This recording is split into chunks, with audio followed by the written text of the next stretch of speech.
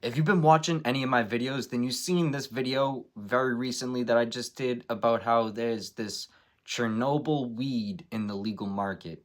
So, this lady right here, I am not familiar with her work, so I don't want to disrespect her by saying this lady, but she speaks on it in a very easy way. So I'm going to have my response to it. I think it is going to be something everyone's going to enjoy listening to, but let's hear her take first. And a little more diversity in that product, because as we know, like not all microbials are bad. A lot of them are positive, but that is what's causing a lot of flour to fail, and then that causes irradiation to happen.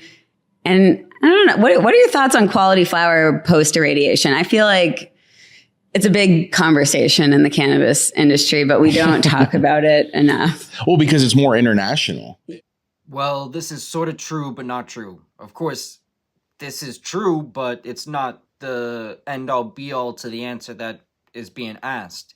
And what I mean by that is the question that was asked is what is his thoughts on it? So just it being international is kind of irrelevant. So let's go forward. Like right now. And you're talking, like, will you explain a little bit of what you're talking about? Yeah. So if a product fails for microbials, so bacteria and fungi, and if you still want to sell that on the legal market, you can go through this process of irradiation, which is exposing that flour to gamma radiation, which would kill all the living organisms like bacteria and fungi. So they would be dead. Dead. I just want to point out she answered the question right here.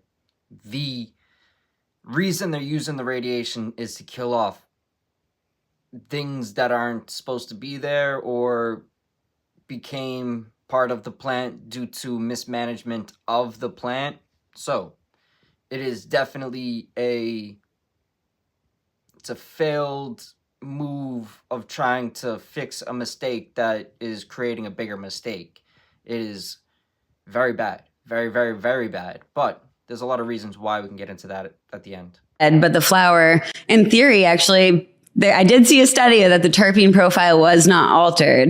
So I think that's promising, but I just like to get cultivators and just smokers' opinions on this because I'm still developing my own opinion. Well, thank you for allowing me the stage to share my opinion. I think that this is definitely something that needs to be spoken on in a bigger way, and a lot of the big dogs have kind of stayed away from this topic, which is something I always wondered about. But it's definitely something that is just part of the process when people start trying to go too big.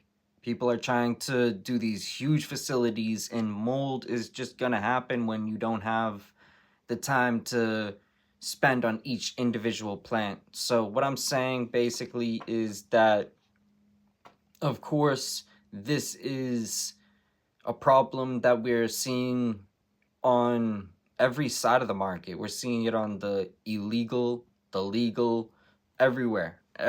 So it's not something that is necessarily solvable by someone like me, but my opinion on it is, of course, the people are the guinea pigs in the moment of the research of what's going to happen.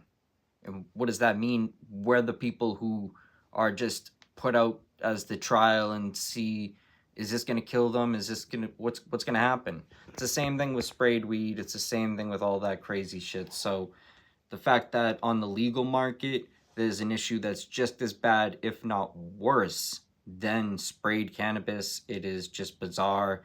And I think that anyone that is doing this probably should slap themselves a few times in the face and find a new path, find a new lane. This is probably not best for you. If you have enough finances to be able to run these big facilities, you have enough finances to switch lanes and get yourself into a lane that's best suited for you. Say in the nicest way. So hope everyone enjoyed this video. Definitely want to start doing more educational videos again. I've veered away from those for a little while because you gotta kind of learn a little. I had to learn a little, I'll say that for sure. I've gained myself up on a few topics that I definitely want to speak on, so this being one of them. I'm glad she spoke on it and gave me the opportunity to share my thoughts.